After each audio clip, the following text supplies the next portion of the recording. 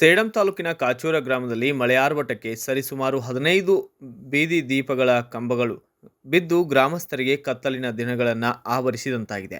ಇನ್ನು ನಮ್ಮ Bharat Vaibhava news channel ವರದಿಗೆ ಸ್ಪಂದಿಸಿದ ಸ್ಥಳೀಯ ಅಧಿಕಾರಿಗಳು ಹಾಗೂ ಗ್ರಾಮ ಪಂಚಾಯತ್ ಸದಸ್ಯರು ಕೆಲವೇ ದಿನಗಳಲ್ಲಿ ಈ ಸಮಸ್ಯೆಯನ್ನು ಪರಿಹರಿಸಿ ಹಗಲು ರಾತ್ರಿ ಎನ್ನದೇ ಕೆಲಸ ಮಾಡಿಸಿ ಕಾಚೂರ ಗ್ರಾಮಕ್ಕೆ ಬೆಳಕನ್ನು ತಂದಿದ್ದಾರೆ.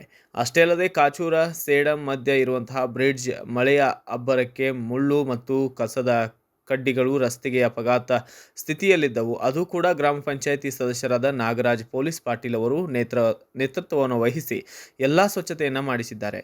ಈ ಸಂದರ್ಭದಲ್ಲಿ ಗ್ರಾಮಸ್ಥರು ಸಮಸ್ಯೆಗಳಿಗೆ ಸ್ಪಂದಿಸಿದ ಸಹಕಾರ ನೀಡಿದಂತಹ ಅಧಿಕಾರಿಗಳಾದ ಮಹಾಂತೇಶ್ ಮತ್ತು ಗ್ರಾಮ ಪಂಚಾಯಿತಿಯ ಸದಸ್ಯರಾದ ನಾಗರಾಜ್ ಪೊಲೀಸ್ ಪಾಟೀಲ್ ಅವರಿಗೆ ಧನ್ಯವಾದಗಳನ್ನು ಅರ್ಪಣೆ ಮಾಡಿದ್ದಾರೆ.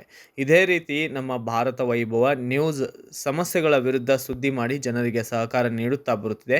ವರದಿ ಮಾಡಿದ್ದಕ್ಕೆ ಪತ್ರಕರ್ತರಿಗೆ ಮತ್ತು ಇಡೀ ತಂಡಕ್ಕೆ ಧನ್ಯವಾದಗಳನ್ನು ಜನರು ತಿಳಿಸಿದ್ದಾರೆ. Bureau report Venkatappa K Sugal, Bharata Vaibhava news, Sedam.